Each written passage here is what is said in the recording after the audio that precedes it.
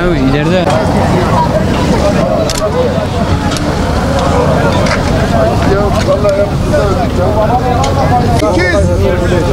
Bir güzel haber yap. Gelen gelsin.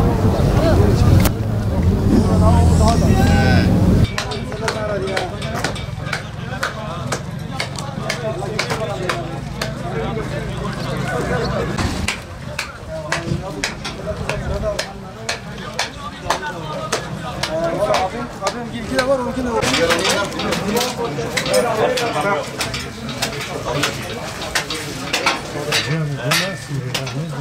Şeylerimiz nerede?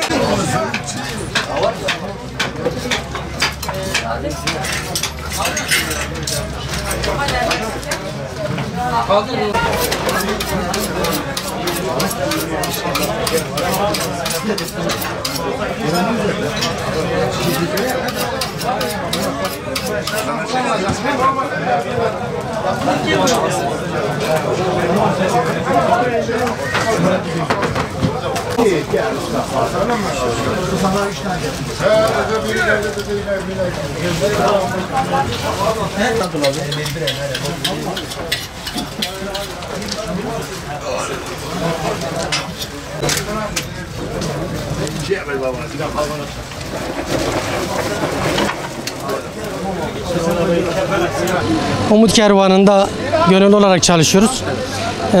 Bu sene de Kurban Bayramı'nı idrak ediyoruz. İnşallah hem Eyüpiye'de hem de Karaköprü'de iki ekip olarak kesimimizi gerçekleştiriyoruz.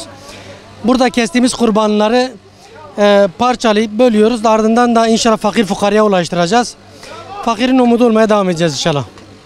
Bu sene koronavirüsten dolayı aslında bayram biraz buruk geçiyor. Bundan dolayı hem bizim yaşlılarımıza hem de bizim ihtiyarlarımıza karşı biraz daha dikkatli davranmamız lazım. Onlarla bayramlaşırken onların sağlığını düşünerek onların kötü duruma düşmemesi için bayramlaşmayı biraz daha sosyal mesafeli olarak, yani uzaktan gönül selamı ile bayramlarını kutlayabiliriz.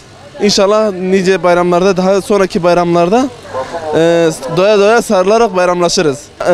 Kurban Bayramı fakirlerin bayramı. Yani daha önce yıl içerisinde belki ayda, belki günde, belki ayda 250 gram ya da 1 kilogram et alamayan insanlar bu bayramda hem bayram vesilesiyle ete kavuşmuş oluyorlar, hem onların bayramı oluyor. Bir nevi zenginlerin de bu yükümlülüğünü yerine getirmiş oluyorlar.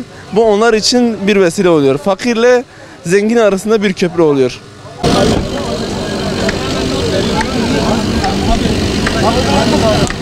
Çok şükür, Allah'a çok şükür. Kurban evvela İslam aleminin Kurban Bayramı'nı yürekten kutluyorum. Allah hayırlara vesile olmasını yürekten istiyorum. Şimdi kurban demek teslimiyettir. Hazreti İsmail Aleyhisselam'ın, Hazreti İbrahim'in, Hazreti İsmail'in kurban etmesi. Biz şu anda kurbanımızı Allah'a çok şükür kestik. Bir teslimiyettir bu.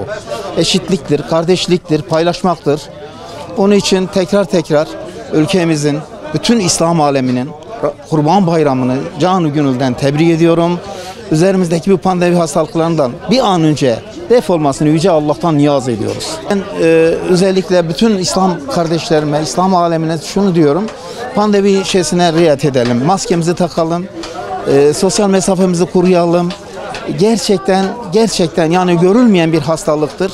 Mümkün olduğu müddetçe, biz bunlara riayet ettiğimiz müddetçe hijyen olalım. Sağlıklı yaşamak için hijyen şarttır.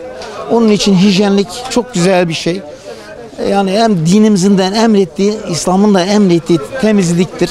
Çok şükür görüyorum, herkes kurallara da uyuyor, herkes maskesini takmış. Allah kardeşlerimizden razı olsun. Herkesin bayramını tekrar canı gönülden kutluyorum.